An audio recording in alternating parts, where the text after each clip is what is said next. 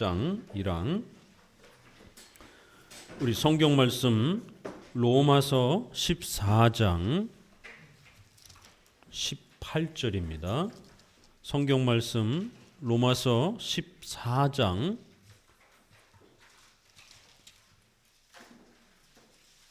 18절입니다. 같이 읽습니다.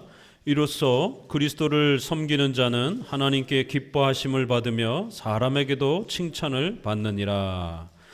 성화의 원리에 대해서 계속해서 배워가고 있습니다. 성화, 우리 기독교 윤리에 대한 아주 소중한 성경적 원칙을 계속 배워가고 있습니다.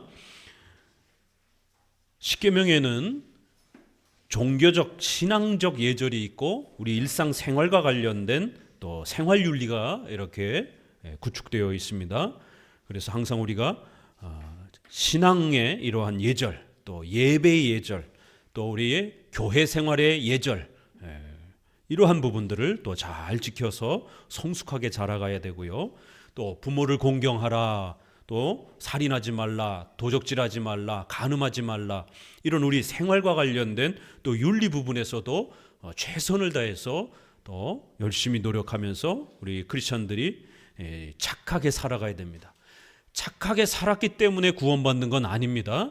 그러나 구원받은 자들은 반드시 그 열매로서 착하게 살아가야 됩니다. 그래서 우리 시대의 불신자들보다 한 걸음만, 10걸음도 필요 없어요. 한 걸음만이라도 세상 사람들보다 착하게 살아야 됩니다. 조금 억울하고 조금 불편하고 또 조금 차별을 받는다 할지라도 세상 사람들처럼 이기적으로 2배, 3배를 빼앗으려고 하지 마시고 손해를 조금 보는 한이 있더라도 한 발 물러서셔야 됩니다. 그래야 크리스천들은 뭐가 달라도 다르구나 라고 사람들에게 우리가 도전을 줄 수 있는 것입니다. 한치의 양보도 하지 않으면 우리가 세상 사람들에게 어떻게 도전을 줄 수 있습니까?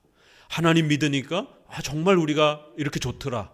하나님 믿으니까 정말 나도 부족하지만 이렇게 삶이 변하더라.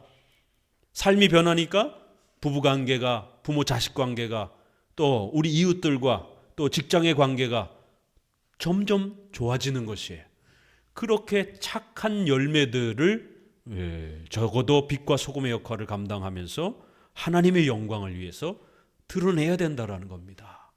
왜냐하면 이제 우리는 하나님의 자녀요, 하나님의 백성으로서 신분이 바뀌었기 때문에 우리의 말과 행동, 먹든지 마시든지 무엇을 하든지 우리의 모든 일거수일투족이 유리에 갇혀 있는 것처럼, 유리의 삶처럼 세상 사람들 앞에 그렇게 비쳐 보인다라는 것이. 교회 다니는 사람들은 어떤가?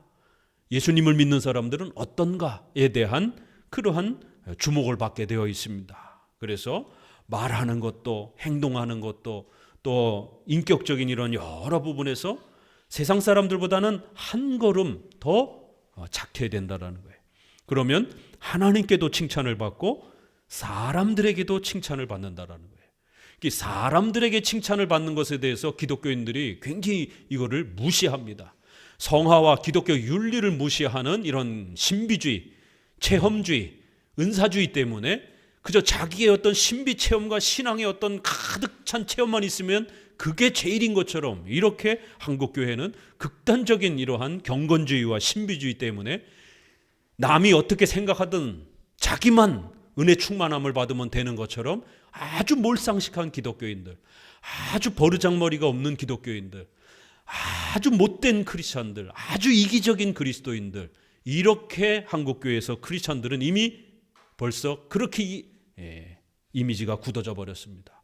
적어도 우리가 100년 전에 우리 선교사들이 그 어려운 상황 속에서도 신앙생활을 할 때는 오히려 기독교가 학교를 세워주고 많은 그러한 재정들을 기부하고 헌금해서 학교를 세워서 여성들을 초대해서 글자를 모르는 이런 사람들을, 종들을, 노비들을 초대해서 글자를 가르쳐주고 그렇게 교육을 시켜주고, 또 연세대학교 연세 세브란스 병원 전신인 배제학당, 또 그 다음에 재중원 알렌 선교사가 사역한 그러한 병원을 통해서 병원의 병자도 모르고 의료의 의의 기본 개념도 모르는 이러한 조선 이 땅에 그렇게 의료 기술을 가지고 와서 수술을 해주고 병을 치료해주고 이러한 혜택들을 보여주면서 세상 사람들에게 정말 기독교인들은 정말 천사 같구나, 정말 기독교인들은 정말 착하구나 이러면서 전도의 문을 열기 시작한 겁니다.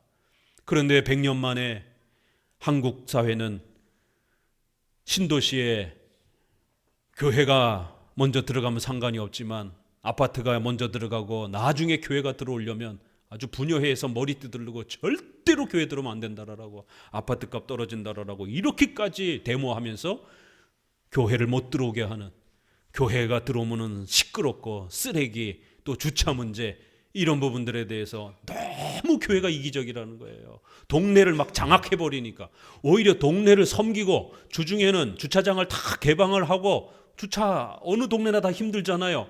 그러면 주중에는 좀 주차장을 개방하고, 주일에 어쩔 수 없다 치더라도 이렇게 주중에 또 주일에 예배 끝나고 나면 점심 먹고 그 지역을 돌면서 좀 쓰레기도 좀 다 줍고, 이러한 착한 행동을 하면 교회 들어오라라고 아주 앞다투어서 그렇게 길을 열어줄 것입니다.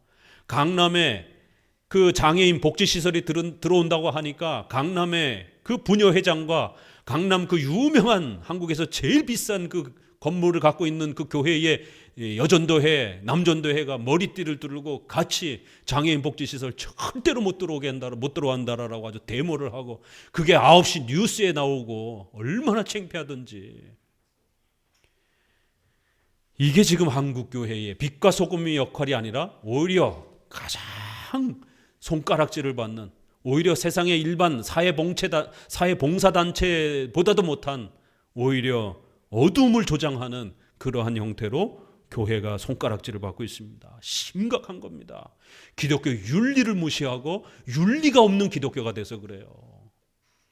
윤리가 없는 기독교는 폭력적이고 사이비적인 그러한 교주와 미친 그러한 사람들이 차고 넘치는 아주 몰상식한 그러한 사이비 집단이 될 수 있다는 것을 명심하셔야 됩니다. 적어도 우리가 사람들에게 칭찬을 받도록 노력해야 된다는, 기독교의 본질을 훼손하지 않는 한, 우리 기독교 본질, 예배를 드리는 걸 방해하고 교회의 이러한 존립을 방해하고 이런 거는 당연히 저항해야 되죠. 그러나 비본질 부분에 대해서는 사람들에게도 칭찬받도록 열심히 노력하셔야 돼요. 그 얘기는 곧 여러분 가족들에게도, 여러분 가족 중에 아직 믿지 않는 가족들이 있다라면 적어도 그 가족들이 주일 성수하는 것에 대해서 뭐라고 손가락질을 하면 그건 욕을 먹으셔야 돼요. 주일 예배는 드려야 되니까. 그러나 그거 아닌 다른 윤리적인 문제와 관련해서 여러분에게 손가락질을 하거나 여러분에게 뭔가와 문제 제기를 하면 안 되는 거예요. 너는 왜 이렇게 이기적이냐, 이런 말 들으시면 안 되는 거예요. 여러분 주변의 가족들에게 있어서도, 친척들에게도 이런 부분에서 사람에게 칭찬을 받을 수 있도록, 이웃에게 칭찬을 받고 여러분의 가족 불신자들에게 칭찬을 받을 수 있도록, 하나님께 칭찬을 받는 것과 사람에게 칭찬을 받는 것은 분리되어 있는 게 아닙니다. 분명히 구별은 되지만 같이 가는 거예요. 하나님께는 칭찬을 받는데 아주 사람들한테는 아주 진탕 욕을 먹어요. 이게 제대로 된 신앙입니까? 또 반대로 사람들에게는 아주 너무 좋은 사람이에요. 그런데 하나님에게는 아주 징계를 받아요. 이것도 문제가 있는 것이죠. 이렇게 로마서의 윤리론 부분에서 이렇게 하나님께도 칭찬을 받고 사람에게도 칭찬을 받는다. 자, 마태복음 16장으로 하나 더 가봅니다. 마태복음 16장. 자기 십자가와 관련된 이제 오늘 십자가 이야기를 합니다. 16장 24절을 읽어보도록 합니다. 16장 24절, 마태복음 16장 24절. 이에 예수께서 제자들에게 이르시되 아무든지 나를 따라오려거든 자기를 부인하고 자기 십자가를 지고 나를 쫓을 것이니라.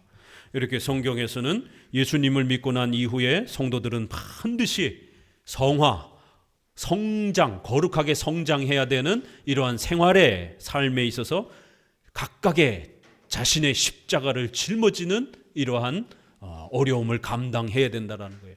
그러면 자기 십자가가 뭘까요? 이건 십계명을 말하는 겁니다. 하나님이 우리에게 주신 성화의 규범으로 주신 이 십계명에 다가서고자 열심히 최선을 다하는 거예요. 그런데 십계명에 다가서려면 엄청 힘들어요. 그럴 때에 이제 섭리가 작동되는 겁니다.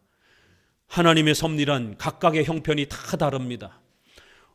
우리 성도들하고 개인적으로 이렇게 상담을 하다 보면 다른 거에는 참 잘 이렇게 시험도 이겨내는데 어떤 분은 꼭 어떤 특정한 문제에 꼭 걸려 넘어져요. 어떤 분은 가족 문제 때문에 늘 힘들어합니다. 가족들이 굉장히 스트레스를 주고 어려움을 끼치는, 그래서 그 가족들을 가운데서 어떻게 행동해야 될지 참 괴로워하시는 분들이 있어요. 그분은 하나님 안에서 가족들이 자기 십자가가 되는 거예요. 어떤 분은 돈 얘기만 나오면 무너지는 분이 있어요. 돈 얘기만 나오면 시험에 드는 분이 있어요. 돈에 굉장히 민감한 분이 있어요. 그분은 돈이 자기 십자가가 되는 거예요. 어떤 분은 자기 자녀가 아주 또 민감합니다. 다른 건 잘 이겨내는데 자기 자녀에 대해서 누가 뭐라고 그런다든가 또 자녀가 뭔가 뒤떨어진다든가 학교 성적이 떨어진다든가 이러면 아주 마음에 엄청난 어려움을 겪고 결국 시험에 들고 자녀의 이러한 성공 때문에 힘들어하시는 분이 있습니다. 또 어떤 분은 건강의 문제 때문에 이렇게 각자 형편이 다 달라요. 하나님께서 보시기에 가장 적당한 방법으로 각각의 섭리의 형편에 따라서 이제 연단을 받는 겁니다. 이렇게 자기 십자가가 분명히 있다라는 것, 그 자기 십자가가 나만 있는 것처럼 이렇게 낙심하지 마시기 바랍니다. 모두에게 있는 거예요. 아브라함도 있었고 모세도 있었고 다윗에게도 각자마다 아킬레스건, 가장 연약한 부분이 있는 겁니다. 사탄은 그거를 이용을 해서 우리를 무너뜨리려고 하게 하지만 하나님께서는 사도 바울에게 그 눈에 질병을 허락하셔서 그 가시다 이렇게 표현을 합니다. 교만하지 않도록 평생에 하나님만을 의지하고 절대로 교만하지 않도록 그 위대한 사도 바울조차도 그런 눈의 질병을 평생 안고 살아가면서 그렇게 살아가도록 하나님이 우리를 겸손하게 하는 수단으로 그러한 가시들을 사용한다라는 거예요. 자기 십자가를 사용한다라는 거예요. 만약 이런 자기 십자가가 없다라면 아주 세상 기고만장해가지고 돈이면 다 되는 줄 알고 건강이면 다 되는 줄 알고 또 자기 자식이 성공하면 마치 뭐 세상을 다 얻은 것처럼 떵떵거리고 의시되고 연약한 사람들 무시하고 이렇게 살았을 것입니다. 그래서 반드시 자기 십자가가 있다라는 것, 이러한 부분들을 통해서 더더욱 우리가 기독교인의 윤리에 대한 부분에 대해서 더욱 힘을 쏟으시고 한 걸음만이라도 고치도록 노력하셔야 돼요. 그래서 여러분 말하는 말투 또 좀 바꾸셔야 되고 이렇게 거친 말들 또 이러한 부분들을 좀 온화한 말로 이렇게 낮추는 표현도 또 항상 말할 때마다 이렇게 톤을 자꾸 높이는 이런 습관들도 좀 낮추셔야 돼요. 톤이 높아지게 되면 기분 나쁘다고 해요. 상대방이 들을 때 같은 말이라도. 그러면 톤을 한 템포 좀 낮추어서 말하는 훈련도 해야 되고 이렇게 상대방을 배려하고 이해하고 또 이렇게 지난번 말씀드린 것처럼 우리 한국은 유교 문화이기 때문에 그 문화를 우리가 벗어나서 살 수 없어요. 그래서 반드시 일반 은총 아래에서 우리 유교 문화에 해당이 되는 기본적인 예절, 예의를 잘 갖추도록 노력하셔야 돼요. 어른을 보면 이렇게 절을 하고 또 어른을 찾아뵙고 인사드리고 보살피고 이런 것들이 우리 유교 문화의 아주 오래된 우리 문화의 관습입니다. 그러한 문화 속에서 우리가 참 사람이 괜찮다, 참 예의가 있다, 사람 됨됨이가 괜찮다 이렇게 칭찬을 받는 거예요. 자, 사람에게 칭찬을 받으려면 어떻게 해야 돼요? 우리의 문화에 있어서 예절이라고 하는 것을 지켜줘야 되는 겁니다. 나는 우리 한국의 유교문하고 뭐고 간에 상관없어, 나는 나 멋대로 살래, 이러면 이제 우리 주변에서 욕을 바가지로 먹는 거예요. 버릇 없다라라고. 결국 그 칭찬을 받는 것은 우리 사회의 예절의 상식적인 수준을 지켜갈 때에 참 예의가 있다. 참 나이가 어린데 참 애 괜찮다. 이렇게 칭찬을 받는 겁니다. 옷차림부터 시작해서 또 밥을 먹을 때의 그러한 예절이라든가, 우리 한국 문화에서는 어른이 밥을 먹기 전에 먼저 숟가락을 뜨면 안 됩니다. 어른이 식사를 다 끝마치기 전에 자기 밥 먹었다고 해서 쑥 나가버리면 안 되는 거예요. 요즘에 뭐 MZ세대, 그 MZ세대시 뭐예요? 자기 주장이 강한 세대라는 거예요. 소위 말해서 버릇이 없다라는 겁니다.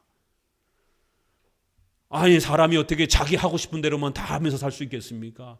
함께 살아가는 공동체 사회 속에서 적어도 예절을 지키면서 이렇게 식사 예절, 또 여러 가지 이런 의복 예절, 또 이런 공간의 예절, 이런 많은 부분들이 차에 탈 때도 이렇게 어른을 먼저 이렇게 탈 수 있도록 배려하고, 또 여성들을 보호하고, 이런 것들이 다 우리 유교 문화의 이런 예절이라는 것입니다. 이런 모든 부분들이 힘들죠, 사실. 그래서 이제 자기 부정이라는 거예요. 힘들어도 참으셔야 되는 거예요. 노력하셔야 되는 거예요. 예수님 때문에 참는 거예요. 먹든지 마시든지 무엇을 하든지 우리의 말, 행동 하나하나가 전부 다 그리스도를 높일 수도 있고 그리스도를 결국 영광을 가리울 수도 있다는 거예요.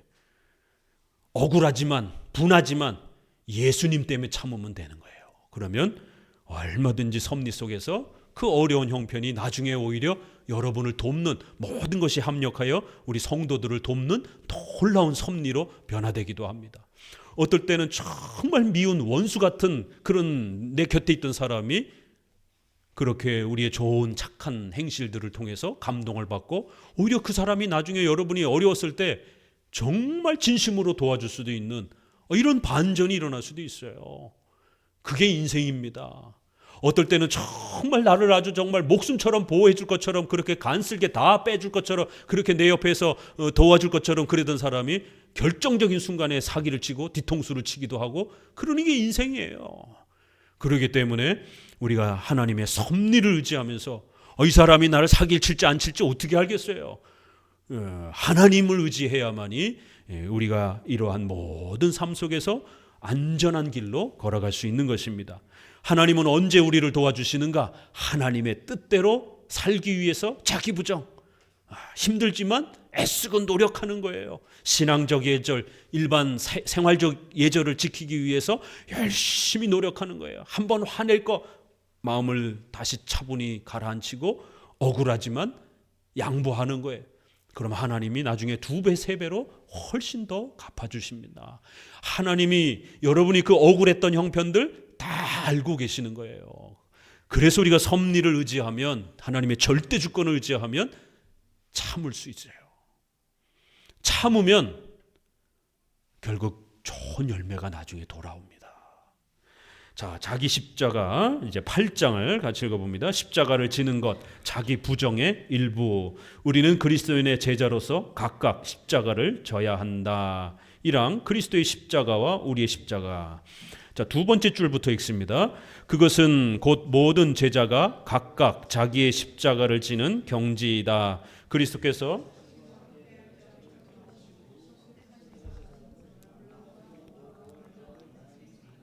각양각색의 재앙이 가득한 생애를 보낼 각오를 해야 한다. 이런 방법으로 자기의 자녀들을 훈련시키며 일정한 시련을 받게 하시는 것이 하늘 아버지의 뜻이다. 그는 이 계획을 받아들이신 그리스도로부터 모든 자녀에게까지 적용하신다. 이 한 문장만 읽어도 우리가 기독교라는 게 어떤 건지 알 수 있겠죠. 오늘날 기복주의가 왜 잘못된 신앙이라는 것인지를 알 수 있는 겁니다. 예수님 믿으면 부자가 되고 모든 일이 다 내 원하는 대로 되고 이런 게 아닙니다. 오히려 예수님을 믿는 그 순간부터 이제 우리 안에 욕심과 욕망을 하나님이 끊어내시기 위하여 사람은 곤란, 노고, 불안, 많은 이러한 생애 속에서 각양각색의 재앙, 이러한 많은 고통들이 우리 생애 동안에 따를 것이다라는 거예요. 그런 고통들을 통해서 우리를 훈련시키며 일정한 시련을 연단을 받게 하신다라는 겁니다. 이게 아버지의 뜻이다라는 거예요. 이게 기독교라는 겁니다. 예수님 믿으면 이런 고난을 받을 각오를 하셔야 되는 거예요. 십계명 앞에서 우리의 자신의 죄를 고치고 뜯어낼 그럴 각오들을 하셔야 된다라는 거예요. 죄에서 죄사함 받는 자유롭게 되는 이신칭의의 복도 하나님이 주시고, 또 예수님 믿고 나면 우리의 본성의 이러한 부패의 열매들이 남아있잖아요. 우리의 인격이 착해서 우리가 구원받은 게 아니라 오직 믿음으로 구원받은 거예요. 그렇기 때문에 여전히 우리의 나쁜 습성과 나쁜 생활 인격들은 여전히 남아있는 거예요. 이러한 나쁜 우리의 인격은 죽을 때까지 성화를 통해서 고쳐나가고 그런 죄를 뜯어 고치는 겁니다. 그렇기 때문에 칭의와 성화의 복이 우리에게 오는 겁니다. 칭의로 다 끝났다고 생각하면 안 되는 거예요. 칭의는 이제 시작인 겁니다. 그래서 또 이제 우리의 성화의 이러한 또 놀라운 은혜를 통해서 우리의 거칠고 악한 인격들이 하나님 앞에서 착한 성품으로 성장하고 자라가도록 온갖 시련과 고난을 통해서 우리의 이러한 나쁜 습성과 습관들을 철저히 거룩함으로 또 고쳐 가실 것이다라는 거예요. 이게 기독교라는 겁니다. 217페이지 어디로 오시느냐 하면 밑에서 다섯째 줄 읽어봅니다. 결론. 역경의 고통이 많을수록 그리스도와의 사귐이 더욱 확실하게 보장된다는 것은 십자가의 가혹한 성격을 완화하는데 얼마나 큰 도움이 될 것인가. 주와 사귐을 가짐으로써 고난 자체가 우리에게 복이 될 뿐 아니라 우리의 구원을 촉진하는 데 도움이 된다. 이런 고난, 아픔, 시련들이 우리의 구원을, 우리의 이 신앙의 성장을 촉진하는데 어마어마한 비료가 된다라는 거예요. 많은 사람들은 갑자기 어려운 일을 겪게 되면 하나님께 따집니다. 이게 기복주의 신앙이 물들어 있어서 그래요. 하나님 왜 이렇게 따지듯이 나한테 이런 일이 벌어집니까? 그러나 섭리신앙을, 이신칭의 오직 은혜신앙을 알게 되면 오히려 고난이 찾아오게 되면 두 가지 현상이 발생이 돼요. 하나는 내가 더 벌받아 마땅하다라는 거. 나의 이 악한 죄악들, 나의 이 악한 모습들이 하나님 앞에 더 꾸중을 받아 마땅하다라는 거예요. 오히려 하나님의 징계와 책망이 약하다라는 것. 더 회초리를 맞고 더 채찍질을 맞아도 마땅하지만 하나님이 이 정도 징계와 훈계하시는 것이 오히려 나를 꾸짖으시는 그런 징계가 약하다라고 오히려 감사합니다. 우리가 범죄하는 또 생활 속에서의 많은 범죄들, 하루에 12번도 더 범죄하는 많은 그런 악한 생각들과 악한 범죄들, 하나님 앞에 혹독하게 책망을 받아도 모자릅니다. 그런데도 우리는 이제 하나님의 자녀들이기 때문에 10번 책망할 거를 한 번 정도 책망하는 거예요. 여러분은 기복주의에 우리가 물들어 있다 보니까 안 받아도 될 책망을 마치 받는 것처럼 이렇게 거꾸로 생각을 해요. 내가 이만큼 잘하고 있는데 왜 날 야단치시지? 이렇게 생각을 하는 거예요. 이게 기복주의의 위험함인 겁니다. 이게 오히려 오직 은혜, 이신칭의를 생각하면 우리와 같은 이 부족한 자들이 이렇게 하나님의 자녀가 된 걸 생각하게 되면 여전히 지옥에 있어도 마땅한 거예요. 또 예수님을 믿고 의롭게 된 우리들을 하나님이 성화 속에서 혹독하게 책망해도 마땅한데도 불구하고 하나님의 자녀들이 완전히 좌절하지 않도록 살짝만 징계하시는 거예요. 그런데 우리는 아직 기복주의에 대한 이런 인식이 더 씻어지지를 못해가지고 마치 자기가 고난을 받으면 안 될 것처럼, 왜 나에게 이런 고난을 주시는가, 야단치시면 안 되는 것처럼 이렇게 하나님께 왜 이렇게 따집니다. 그러나 이제 우리 바른 이신칭의와 하나님의 절대주권과 섭리신앙을 잘 배우게 되면 더 야단 맞아도 마땅해요. 10번을 야단칠 걸 하나님이 한 번 야단치는 겁니다. 왜요? 하나님이 이제 우리의 아버지가 되었기 때문에 아버지의 마음을 알게 되는 거예요. 성경을 통해서. 이건 우리가 자식을 키워보면은 부모들은 금방 이해해요. 그렇죠? 10번 야단칠 거 한 번밖에 야단 안 칩니다. 모든 부모들이 대부분 그렇잖아요. 아이가 한 번 잘못했는데 10번 야단 칩니까? 아니에요. 자식들은 그렇게 생각해요. 난 한 번 잘못한 것 같은데 부모님은 10번 야단치는 것 같아요. 억울해요. 그래서 부모님이 날 사랑하지 않는 것 같아요. 그래서 막 들이받고 막 떼쓰고 막 이러기도 합니다. 그러나 부모 입장에서는 10번 야단칠 거를 참다가 한 번 야단치는 거예요. 이렇게 성경은 우리의 아버지가 되셨다. 하나님이 이렇게 표현합니다. 두 번째는 섭리신앙을 믿기 때문에 모든 것이 합력하여 선을 이루도록 하나님께서 우리에게 복으로 역사하실 것을 믿는 겁니다. 그렇기 때문에 어떤 고난이 와도 그것이 우리에게 유익이 될 것이다라는 것을 또 신뢰하는 것이에요. 이러한 놀라운 마음의 든든함을 우리에게 만들어주는 겁니다. 이렇게 마음이 든든하면요, 특별히 부부가 이런 강력한 유대관계와 연합을 갖고 있으면, 강인한 마음을 갖고 있으면 이 세상 살아가는데 어떤 것도 무섭지 않습니다. 돈이요, 질병이요, 어떤 것도 무섭지 않습니다. 거센 파도가 막 몰아쳐도 부부가 노를 잘 저어가면서 아이들을 잘 양육하면서 신앙으로 그 가정을 아주 튼튼하게 세울 수 있습니다. 오히려 막 파도가 막 난리를 치고 고난이 찾아오게 되면 식구들이 더 똘똘 뭉쳐서 기도하고 예배하고 가족들을 위로하고, 고난이 닥치면 더 탄탄해집니다. 가족들이. 이게 기독교 윤리의 신비로움인 거예요. 세상 사람들은 돈 좀 조금 없어지고 또 경제적으로 직장에서 조금 어려워지고 그러면 막 낙심이 되고 속이 상하고, 그러면 술로다가 달래고, 술 먹으니까 몸 망가지고, 그러니까 집에 들어오면 막 짜증내고, 그럼 부부관계부터 벌써 거친 말들이 막 오고 가니까 서로 힘드니까 서로 막 짜증내는 거예요.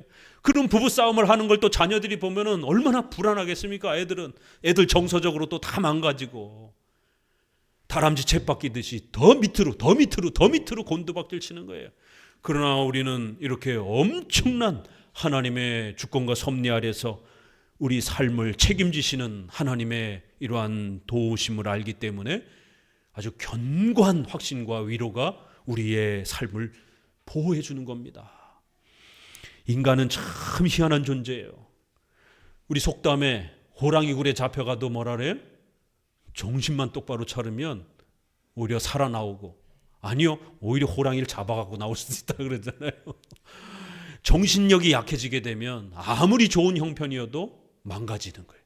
근데 정신력이 강하고 정신력이 뚜렷하면 어떤 위험도 다 헤쳐나가는 거예요.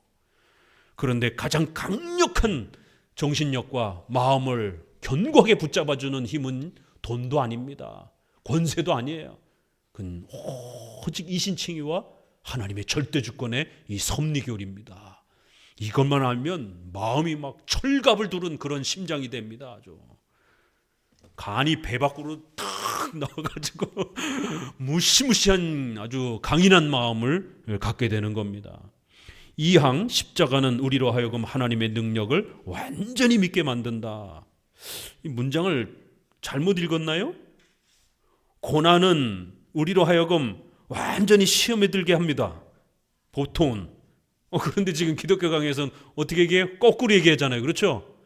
고난의 이러한 우리의 자기 십자가는 오히려 우리로 하여금 하나님의 능력을 아주 더 철저히 믿게 만든다라는 거예요. 그래서 하나님이 우리 인생에 때가 되면 고난을 주시는 겁니다. 한참 평온했죠? 이제 고난이 찾아올 때쯤 되신 거예요. 터널이 안 보일 정도로 컴컴하고 어두운 고난의 시간들을 보내고 계십니까? 이제 곧 해결될 거예요. 어떤 인생은 계속 어둠만 있고 어떤 인생은 계속 빛만 있고 절대로 그렇지 않습니다. 편안했던 분들은 이제 곧 고난이 닥쳐올 겁니다. 주기적으로 하나님이 사용하시기 때문에 그런 것이에요. 대비하셔야 돼요. 또 지금 많이 울고 계신 분들은 이제 곧 그 울음 끝일 때가 곧 다가올 거예요. 계속 울지만 않을 겁니다. 이렇게 하나님의 능력을 아주 더 철저하게 믿게 만든다라는 것이에요. 자, 읽어봅니다. 셋째 줄부터 읽어봅니다. 우리의 천성은 모든 것을 우리의 육에 돌리는 경향이 너무도 강하다. 우리의 연약함을 눈앞에 보여주지 않으면 우리는 곧 자기의 선을 과대평가한다. 예, 이렇게 돈 있고 권세 있고 능력 있는 사람들은 마치 온 세상을 가진 것처럼 떵떵거리고 의시되고 자랑한다라는 거예요. 이게 인간이라는 거예요. 그렇지만 돈 많은 사람도 아무리 돈이 많아도 못 고치는 병들이 있잖아요. 우리 최고의 부자였던 삼성의 그런 분도 그분이 돈이 없어서 치료를 못 받았습니까? 요즘에 70이 무슨 노인입니까? 80, 90, 100살까지도 사시는데, 근데 70 전에 벌써 병이 드셔가지고 일상생활 못하는 그런 상황에 돌입했고 70 전후에 돌아가셨잖아요. 요즘 70이 얼마나 하고 싶은 일 마음껏 하실 수 있는 나이입니까? 인간은 이렇게 돈이면 다 되는 것처럼 이런 기고만장함들이 인간의 악한 본성에 있다라는 거예요. 그래서 하나님은 이제 맨 밑에서 넷째 줄, 이런 우리 악한 욕심, 교만함을 꺾어내리려고 한다라는 거예요. 넷째 줄, 밑에서 넷째 줄 읽어봅니다. 하나님께서 우리의 이 교만을 억제하시는 가장 좋은 방법은 우리의 경험을 통해서 우리가 심히 무능함과 연약함을 증명하시는 것이다.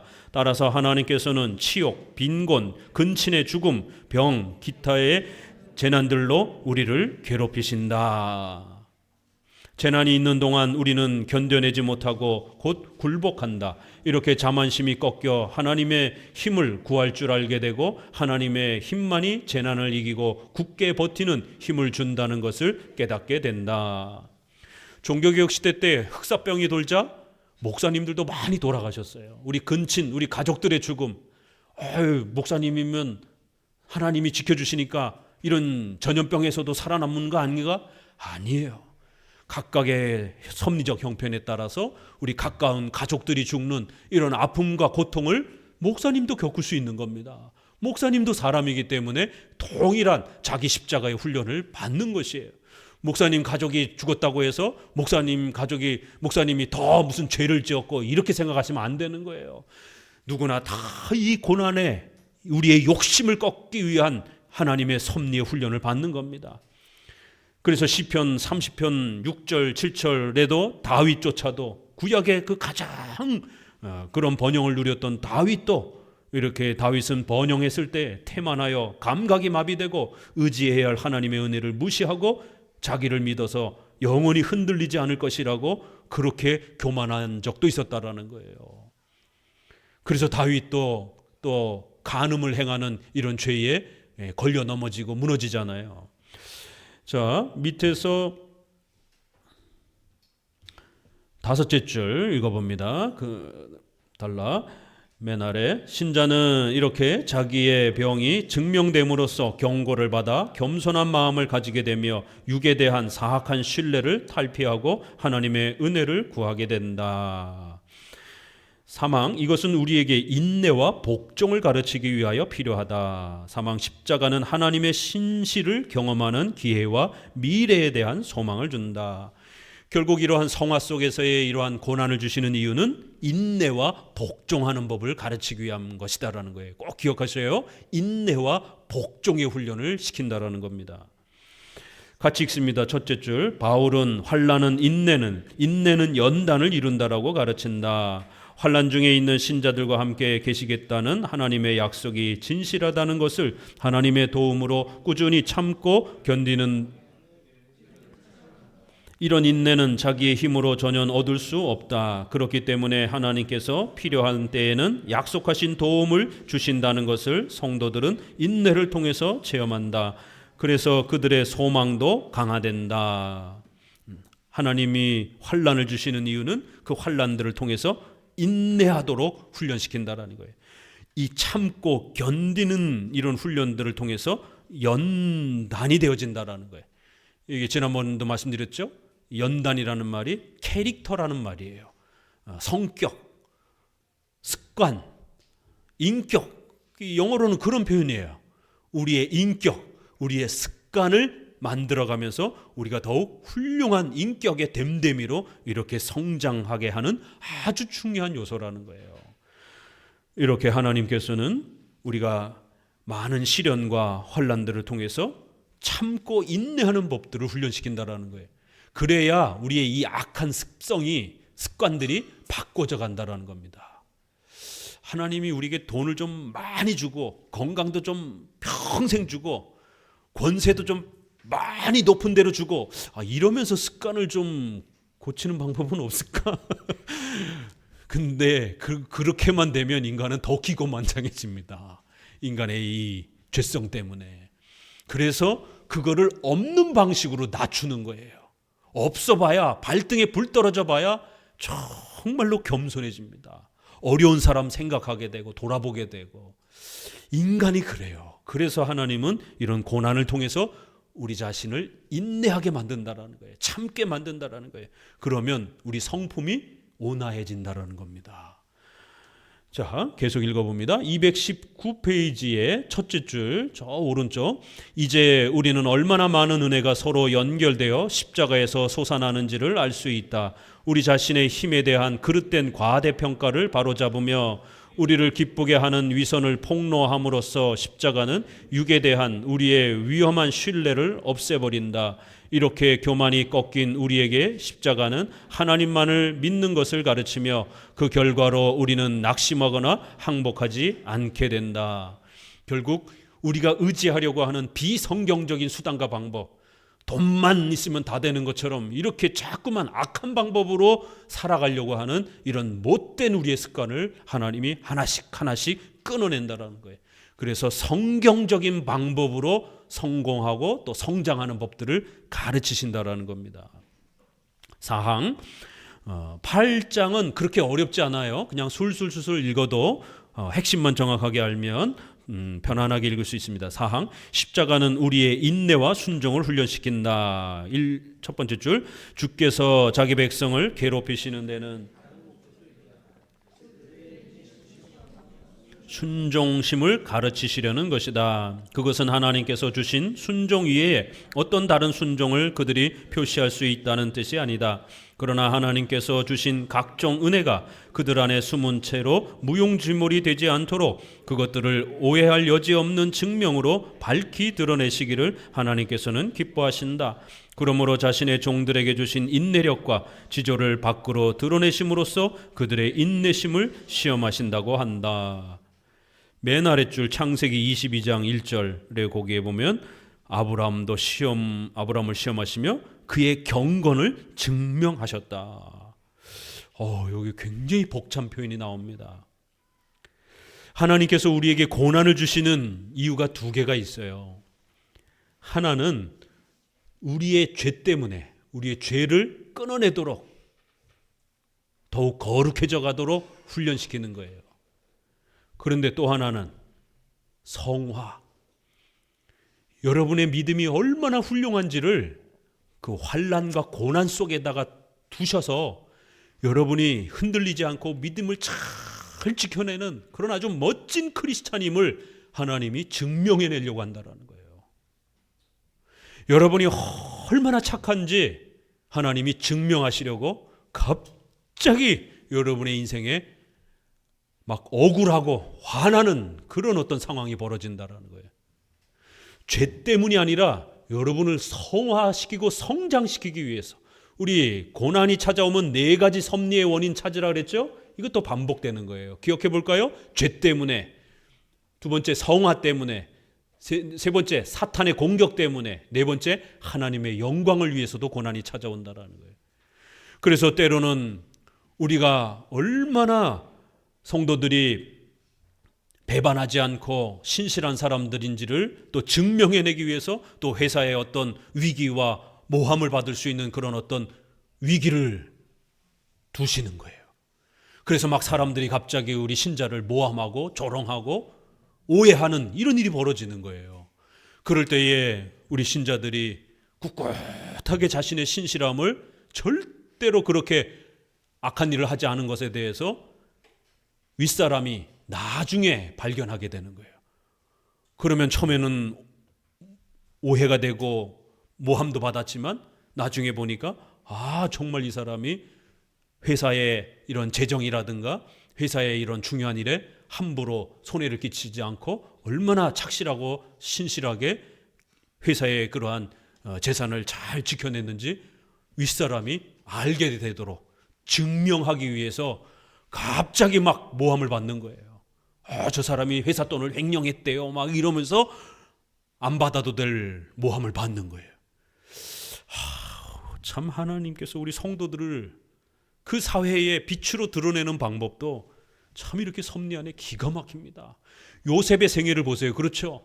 억울한 누명을 갑자기 막 받잖아요. 안 받아도 되는데 결국에는 그 보디발의 그 집안에서 그 요셉의 신실함이 얼마나 높은지를 증명하기 위해서 그런 일들이 벌어지는 거예요.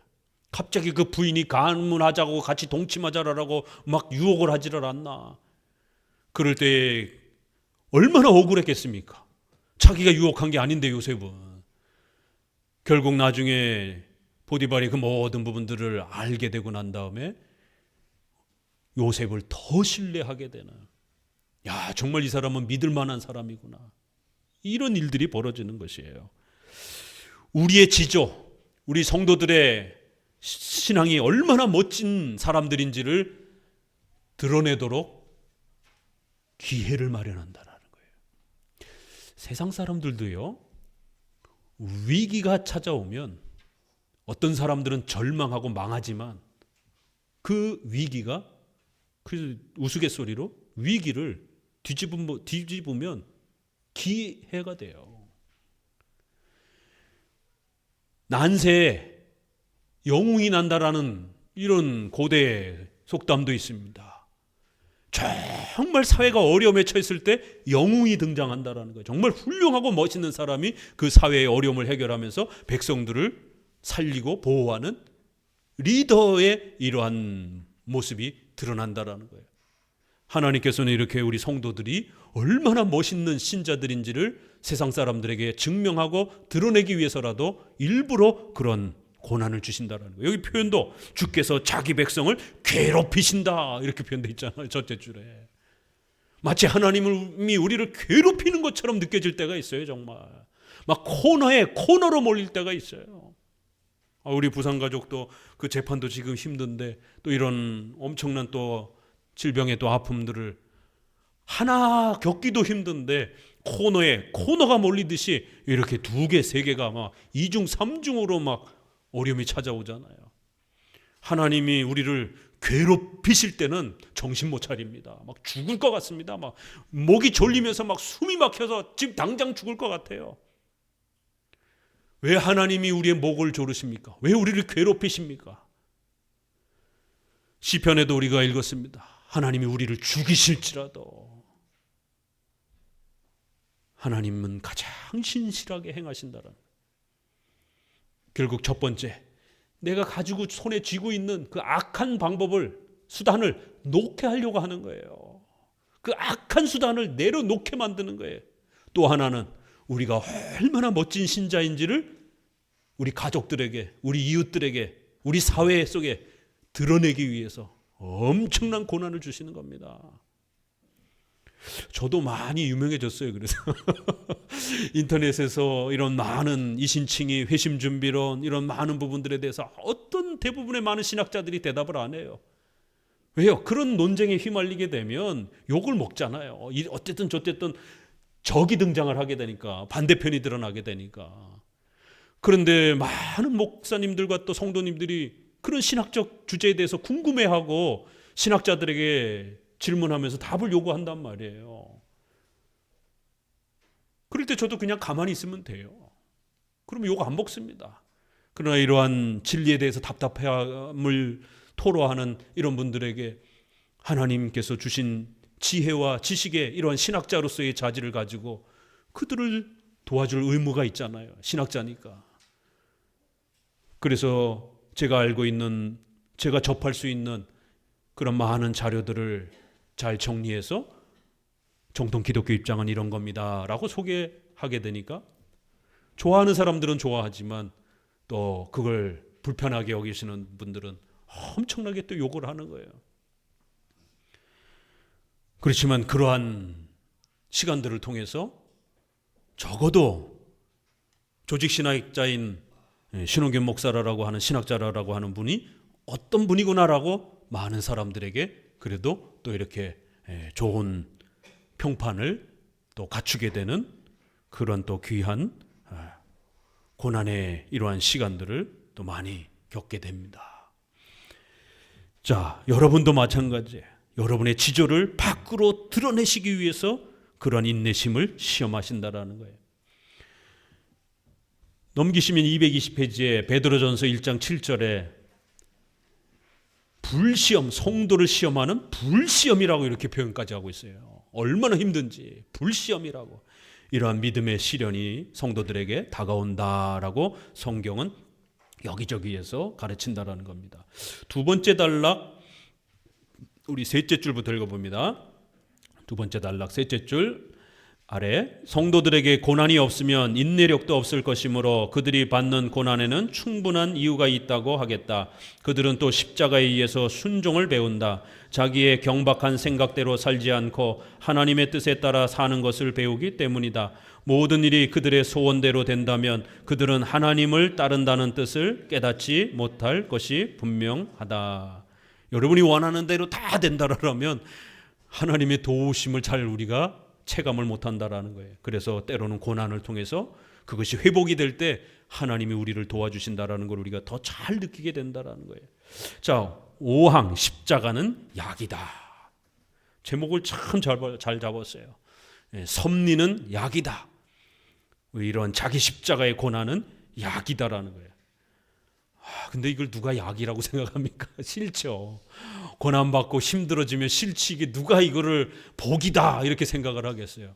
그러나 하나님의 절대주권 신앙과 이신칭의를 제대로 아는 성도들은 하나님이 우리를 고치려고 하는 이런 고난들이 왜 약인지를 정말 절실하게 우리는 깨닫게 됩니다. 첫째 줄, 이와 같은 순종의 필요성을 이해하려면 우리는 하나님께 대한 우리의 반항심을 생각해야 한다. 일순간이라도 부드럽고 관대하게 다루면 하나님의 멍에를 벗어버리려는 우리의 육의 충동은 강렬해진다. 기운 좋은 말을 부리지 않고 먹이기만 하면 며칠 후에는 더욱 날뛰어 길들일 수 없게 되는 것과 같다. 말에다가 비유하고 있어요. 이 말이 길들여지지 않으면 얼마나 기고만장하고 그렇게 난리를 칩니까? 하나님께서 우리를 말에다가 비유를 하는 거예요. 그래서 말이 잘 주인의 말에 이렇게 온순하게 잘 길들여지도록 하는 것처럼 하나님의 백성으로서 우리 성도들이 하나님의 뜻에 잘 충성되게 이렇게 성장할 수 있도록 훈련시킨다라는 거예요. 221페이지 두 번째 줄부터 읽어봅니다. 따라서 우리가 충동으로 날뛰지 않도록 하기 위해서는 징벌을 내려 억제시킬 필요가 있다. 한없이 풍부한 재산 때문에 방탕에 흐르지 않도록, 자신의 영예를 자랑하여 교만하지 않도록, 그 밖에 정신적으로나 신체적으로 또는 운 좋은 일들로 거만하게 되지 않도록 주께서는 십자가의 치료법을 적당히 적용하셔서 우리의 광분하는 육을 제압하시며 굴복시키신다. 그래서 돈 많다고 자랑하지 마세요. 하루아침에 하나님이 그 돈을 빼앗아서 정말로 낮아지게 하신다는 거예요. 건강이 아주 좋다고 자랑하지 마세요. 그 건강을 하루아침에 뺏을 수도 있다는 거예요. 두째 줄 정도 아래, 그러므로 이 사람은 이런 십자가로, 저 사람은 저런 십자가로 시련을 받는 이유를 알 수 있다.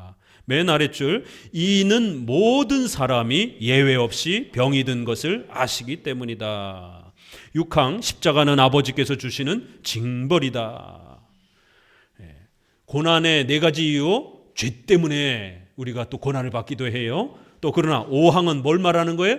성화, 우리를 성장시키기 위한 약으로 사용하기 위해서. 이거 신론에서 우리가 배웠던 그 내용이 여기선 또 이렇게 성화론에서는 이렇게 펼쳐지는 거예요. 앞부분에서는 성화를 이야기한 거고 6항에서는 죄 때문에 때로는 징벌로도 또 찾아온다라는 거예요. 같이 읽습니다. 우리의 지극히 자비하신 아버지께서는 우리의 약점을 내다보시는 동시에 우리의 지나간 죄들을 시정하실 필요가 있다. 이렇게 하셔야만 우리가 합당한 순종을 계속할 수 있기 때문이다. 따라서 환난을 받을 때마다 우리는 언제나 즉시 우리의 지나간 생활을 돌아봐야 한다. 그렇게 하면 이런 징계를 받을 만한 이유를 반드시 발견할 것이다. 둘째 줄 아래, 즉 주께서 역경으로 우리를 징계하시는 것은 우리가 세상과 함께 죄 정함을 받지 않게 하려 하심이라고 한다. 그러므로 심히 어려운 환난에서도 우리에 대한 아버지의 인자심과 관용을 발견해야 한다. 이렇게 죄를 바로 잡기 위한 목적으로도 징계가 온다라는 거예요. 222페이지. 그래서 아비가 아들을 징계하듯이 이 히브리서 12장 8절에도 회초리, 채찍을 통해서 우리를 징계하신다, 이런 표현이 있습니다. 그 히브리서 12장 8절 그 뒤에부터 읽어봅니다. 그러면 하나님께서 우리에 대한 인자하심과 우리의 구원에 관한 관심을 표명하셨는데도 불구하고 우리가 하나님의 징계를 견디지 못한다면 우리는 심히 사악한 자들이다. 잘 견디시라는 겁니다. 그런 고난이 있는 것 자체가 신자의 표시라는 거예요. 자, 7항 박해와 기타 재난에서 십자가를 짐. 7항 의를 위하여 고통을 받음. 자, 때로는 죄 때문도 아니고 우리의 성장을 위해서도 아니고 때로는 어떤 일이 벌어진다고요? 의 때문에 하나님의 영광을 드러내기 위해서 사탄이 공격하고 또 하나님의 영광을 드러내는 수단으로 우리가 고난을 받기도 한다라는 거예요. 이렇게 다 나오는 겁니다. 네 가지가 읽습니다. 첫째 줄. 그런데 의를 위해서 박해를 받는 것은 독특한 위로가 된다. 하나님을 위한 큰 영예를 주신다는 것을 우리는 생각해야 한다. 복음을 수호하기 위해서 수고하는 사람들뿐 아니라 의를 위해서 어떤 모양으로든지 노력을 계속하는 사람은 의를 위해 박해를 받는다. 그러므로 사탄의 거짓말에 대항해서 하나님의 진리를 선포하든지 또는 악한 자에 대항해서 선하고 무죄한 사람들을 보호하든지 간에 우리는 세상의 멸시와 미움을 받아야 하며 이것이 우리의 생명이나 재산이나 명예의 위협이 될 수 있다. 이렇게 그리스도의 군사들로서 하나님의 나라를 건설하려고 하다 보면 또 많은 고난을 우리가 얻게도 된다라는 겁니다. 223페이지 결론을 읽어봅니다. 그 달라 밑에서 셋째 줄. 주께서 크게 가치 있는 것으로 인정하신 일들을 현세의 허망한 일시적 유혹보다 낮게 평가하는 것을 우리는 부끄러워해야 한다. 그렇기 때문에 돈, 명예, 권세 이런 것만 높이 평가하고 하나님의 나라를 건설하면서 고난받는 것을 힘들어하고 이러면 안 된다라는 겁니다. 자, 8항 십자가 밑에서 고통당하는 그리스도인은 하나님 안에서 위로를 얻는다. 의를 위해서 하나님의 나라를 건설하기 위해서 여러분 고난받으시면 기쁘게 여기시라는 거예요.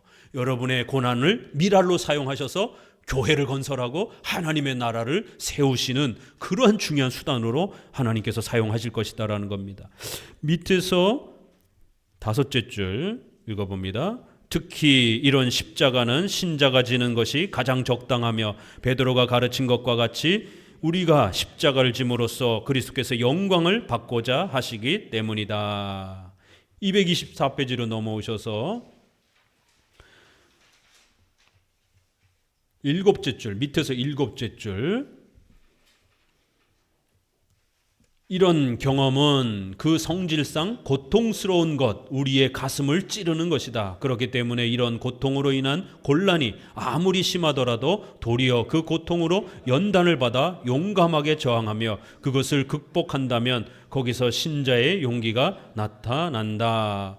날카롭게 찌르는 자가 있어도 하나님을 두려워하는 마음으로 성급하고 과격한 행동을 억제한다면 거기서 신자의 인내가 나타난다. 비통한 일로 타격을 받더라도 하나님께서 주신 영적 위안에서 안식처를 얻는다면 거기서 신자는 쾌활함이 빛난다. 그리스도인은 고난을 당할 때 그것을 하나님께서 보내신 것으로 생각하나 스토아적으로 무감각한 것은 아니다. 9항 스토아 사상가와 달라서 그리스도인은 고통과 슬픔을 밖으로 나타낸다. 이 아주 고대에 이 스토아 학파가 있었습니다. 아리스토텔레스 뭐 이렇게 여러 학파들이 있었던 것처럼 스토아 학파는 금욕주의에 해당이 돼요. 그래서 아주 엄격주의에 해당이 됩니다. 일반 철학인데 인간의 이런 욕망을 벗어내기 위해서는 철저히 자기 욕심과 싸워야 된다라는 거예요. 그러기 위해서는 아파도 아픈 게 아닌 것처럼, 행복해도 행복하지 않은 것처럼 우리의 이런 감정에 휘둘리지 않아야 된다라는 거예요. 마치 불교처럼 모든 우리의 욕망을 내려놓을 때 해탈하게 된다, 뭐 이런 식이에요. 그렇기 때문에 이러한 엄격주의, 금욕주의가 교회 안으로 들어와서 신비주의, 경건주의로 물들어 버렸습니다. 그래서 크리스찬들은 슬퍼하면 안 된다라는 거예요. 항상 기뻐하라 그랬으니까 항상 기뻐하라는 거예요. 장례식장 가서도 기뻐하라는 것이에요. 이런 미친 사람들이 있어요. 그래서 장례식장 가서 하호호 이러면서 곧 부활할 거기 때문에 슬퍼하면 안 된다라는 거예요. 슬퍼하면 죄라는 것이에요. 우리의 이러한 악한 감정들을 철저히 끊어내라는 거예요. 항상 하나님만 생각하면서 그렇게 감정에 휘둘리지 말으라는 거예요. 이게 금욕주의잖아요. 엄격주의. 이게 이런 인간이기를 포기한, 인간의 이러한 기본의 인간의 본성을 무시하는, 인간이기 때문에 배가 고프고 인간이기 때문에 아픈 거예요. 인간이기 때문에 눈물이 나는 거예요. 이런 인간에 대한 배려 없이 인간을 마치 무슨 초인간이 되는 것처럼 그렇게 엄격하게 금욕주의적으로 몰아간다라는 겁니다. 그러면 마치 죄에서 벗어날 수 있는 것처럼, 이런 고통스러운 감정에서 벗어날 수 있는 것처럼 그렇게 엄격주의를 주장하는 이런 스토아 학파가 있었고, 이러한 잘못된 가르침이 교회 안으로 경건주의, 신비주의 형태로 들어온 겁니다. 칼빈은 기독교 강요에서 이런 사람들 미친 사람이라고 그랬습니다. 어떻게 자기 가족이 죽었는데 슬퍼하지 말라라고 이렇게 설교할 수 있느냐라고 하면서, 이건 인간이기를 포기한 자들이다라고 그러면서, 인간이 고통과 아픔을 겪으면 가서 위로해주고, 또 성경에 있는 것처럼 슬퍼하는 자들과 함께 슬퍼하고 기뻐하는 자들이 있으면 함께 기뻐해주면 오히려 기쁨이 배가가 되고, 또 슬픔을 함께 나누면 슬픔이 절감이 된다라고, 이렇게 오히려 성경은 우리 인간의 이러한 감정을 묵살하지 않고 아플 땐 아플 대로, 행복할 땐 또 행복할 대로 또 이렇게 서로 격려하고 위로하라라고 하고 있는데, 이렇게 극단적인 또 이러한 생활론을 주장하는 엄격한 이러한 생활론을 강조하는 자들이 있었다라는 거예요. 읽어봅니다. 신자가 인내와 절제를 견제하기 위해서 자연히 느껴지는 슬픔과 싸우는 것을 바울은 적절하게 묘사한다. 우리가 사방으로 우겨쌈을 당하여도 쌓이지 아니하며, 답답한 일을 당하여도 낙심하지 아니하며, 핍박을 받아도 버림받지 아니하며, 곡구림을 당하여도 망하지 아니하고, 이런 표현이 있습니다. 성도들도 답답한 거예요. 낙심할 때가 있는 겁니다. 십자가를 참고 견딘다는 것은 완전한 마비 상태가 된다든지 아무 고통도 느끼지 않는다는 뜻이 아님을 알 수 있다. 이렇게 무슨 황홀경 속에 빠져가지고 모든 고통으로부터 막 벗어나는 이러한 신비 체험과 엄격주의가 아니라는 거예요. 옛날 스토아 철학자들이 이제 이런 식으로 주장했다라는 거예요. 그 밑에서 셋째 줄부터 봅니다. 이런 사람은 모든 인간성을 버리고 역경이나 순경에 대하여서 슬플 때나 기쁠 때나 똑같은 느낌을 가진다. 아니, 돌과 같이 전혀 느낌이 없다라고 이렇게 주장했다라는 거예요. 225페이지로 넘어와서 둘째 줄, 그들은 너무 엄격하고 까다로운 인내를 체득하려고 했기 때문에 도리어 인간 생활에서 인내의 힘을 추방하였다. 그러니까 우리가 자기 부정을 한다고 해서 우리가 수도사라든가 중들처럼 저 산속에 들어가서 사는 그런 개념이 아닙니다. 자기 부정은 일상생활에서 우리가 삶을 살아가면서 같이 아파하고 같이 눈물을 흘리고 같이 기뻐하고 이러는 것이지, 마치 산속에 들어가서 돌을 닦듯이 이런 식의 엄격주의를, 황홀경 체험을 생각하면 안 된다라는 거예요. 자, 그 다음 두 번째 단락. 그런데 그리스도인 사이에서도 새로운 스토아 사상가들이 나타나서 고통으로 신음하며 우는 것뿐 아니라 슬픔과 불안에 시달리는 것까지도 죄악이라고 생각했다. 이게 바로 신비주의, 경건주의자들이 등장을 하면서 성도들이 눈물 흘리는 것도 죄라고 이렇게 몰아치면서 아주 엄격하게 완전한 그런 성화와 생활을 강조했다라는 것이에요. 오히려 성경은 애통하는 자는 복이 있나니 이렇게 울 수 있다라고 얘기를 합니다. 다른 사람들의 불행에 대해서 같이 예수님도 슬퍼하시며 눈물을 흘리셨다라고 성경은 이렇게 소개한다라는 거예요. 자, 10항 현실의 슬픔과 현실의 인내는 서로 충돌한다. 이렇게 현실의 아픔과 고통은 굉장히 괴로운 거예요. 그렇지만 또 우리 성도들은 자기 십자가를 지면서 인내하면서 이겨내려고 노력한다라는 거예요. 우리가 로마서 7장에 있는 것처럼 바울이 내 마음 안에 두 마음이 있다. 이렇게 죄를 범하려고 하는 하나님의 법을 어기려고 하는 마음과 또 순종하려고 하는 이 두 마음이 우리 안에 끊임없이 갈등하면서 그렇게 우리가 성장해 간다라는 겁니다. 아주 완벽한 어떤 상태에서 살아가는 그런 어떤 성화로 생각하면 안 된다라는 거예요.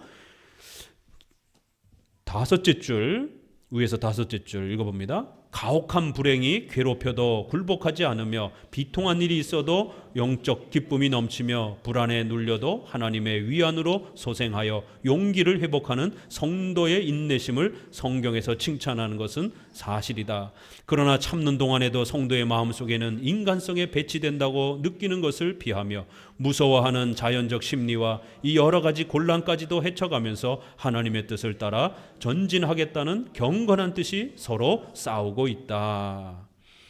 그 요한복음 있죠? 거기 요한복음 21장 거기 둘째 줄 아래 그러나 그가 아무리 큰 열성으로 하나님의 명령에 순종했을지라도 인간성을 벗지 못한 그로서는 서로 반대되는 두 가지 의지에 끌린다. 앞으로 당할 참혹한 죽음을 생각하면 공포심을 못 이겨 도망하고 싶었을 것이다. 그러나 동시에 그것이 하나님의 명령임을 생각하고는 자신의 공포심을 극복하고 딛고 일어서서 기꺼이 또 즐겁게 죽임을 당했다. 이런 두 마음이 신자들도 죽음 앞에서 두려운 거예요. 그러나 또 이겨내려고 또 노력한다라는 거예요. 밑에서 여섯째 줄 읽어봅니다. 여섯째 줄 우리가 처한 역경은 가혹하게 우리를 괴롭힐 것이고 우리는 병고로 신음하며 불안해하며 건강을 갈망하게 될 것이다. 가난에 시달려 걱정과 슬픔에 가슴이 아플 것이다. 치욕과 멸시와 불법적인 처사를 당할 것이다. 사랑하는 자들을 묻으면서 자연히 흐르는 눈물을 억제할 수 없을 것이다. 그러나 결론은 언제나 주님의 뜻이니 주의 뜻을 따르는 자는 그 한 가지 것이다. 고통의 가시가 찌르며 신음과 눈물이 그치지 않을 때에도 우리는 우리 마음을 이렇게까지 요동하게 만드는 이 일들을 기꺼이 참도록 마음을 돌리고자 생각해야 할 것이다. 편안하게 읽어도 충분히 와닿습니다. 여러분들이 한 번쯤 이렇게 읽어보는 것으로도 충분합니다. 11항 마지막 인내에 대한 철학적인 견해와 기독교적인 견해. 그렇기 때문에 성경적인 자기부정과 이런 금욕주의적인 이러한 자기부정을 철저히 우리가 구별해야 된다는 겁니다. 첫째 줄, 십자가를 지는 가장 중요한 이유를 하나님의 뜻을 생각하는 데서 발견한 우리는 철학적인 인내와 기독교적인 인내의 차이를 간단히 정의해야 하겠다. 환난을 통해서 우리는 하나님으로부터 시련을 받는다고 이해하며 이 점에서 우리가 하나님께 순종해야 된다고 생각하는 것이 이성의 높은 견지이지만 이 경지에 도달한 철학자들은 극히 적다. 그들은 그렇게 하지 않을 수 없으니 한다는 것 외에 다른 이유를 제시하지 않는다. 그래서 철학자들은 운명론처럼 또 때로는 이렇게 어쩔 수 없으니까 포기하듯이 회피하듯이 이렇게 또 자포자기하는 그런 방식으로 받아들인다라는 거예요. 또 때로는 이거를 어떤 정치 이념에 또 그렇게 몰아세워가지고는 나보다 돈을 더 많이 가진 자들 때문에 내가 이렇게 불행하다 이런 식으로 또 상대방을 공격적으로 또 이렇게 정치적으로 또 해결하면서 또 이러한 어려움과 고난을 남에게 핑계를 세우면서 해결하려고 정치자들은 철학자들은 그런 악한 방법을 사용한다라는 거예요. 쭉 중간쯤에 8번이란 작은 번 있죠. 거기 둘째 줄 아래 셋째 줄부터 읽어봅니다. 그러나 성경은 하나님의 뜻을 아주 다르게 생각하라고 가르친다. 하나님의 뜻은 첫째는 의와 공정이요 다음은 우리의 구원을 위하신다는 것이다. 그러므로 기독교는 이런 생각으로 인내를 권한다. 빈곤이나 추방이나 감옥의 갇힘으로 모욕이나 병이나 근친의 죽음이나 그 밖에 어떤 일이 우리를 괴롭히더라도 우리는 이 모든 일이 하나님의 뜻과 섭리가 아니면 생기지 않으며 하나님께서는 질서가 정연한 정의 이외에 아무 일도 하시지 않는다고 생각해야 한다. 마지막으로 섭리를 의지하라는 거예요. 밑에서 둘째 줄, 하나님의 공정과 진실을 위해서는 우리가 고생할 가치가 있지 않는가? 만일 하나님의 명백한 공정성이 우리가 받는 고난에 나타난다면 우리가 거기에 대해서 불평하거나 항거하는 것은 반드시 공정하지 못할 것이다. 두 번째 단락 읽어봅니다. 첫째 줄, 그런데 우리의 구원과 유익이 된다고 인정하는 것이라야 우리는 기뻐하기 때문에 지극히 자비하신 아버지께서 우리를 십자가로 고난을 겪게 하시는 바로 그 행동 가운데서도 우리의 구원을 마련하신다고 엄명하심으로써 이 점에 있어서 우리를 위로해 주신다. 우리가 받는 고난이 우리의 유익을 위한 것임이 분명하다면 무엇 때문에 우리는 감사한 마음과 평안한 마음으로 그 고난을 당하지 않을 것인가? 이렇게 파랑 성도들의 성화와 관련해서 자기 십자가를 지고 부단히 섭리를 의지하면서 또 인내하면서 하나님의 말씀에 순종하는 훈련들을 쌓아가라라고 이렇게 권면하고 있습니다. 기도합니다.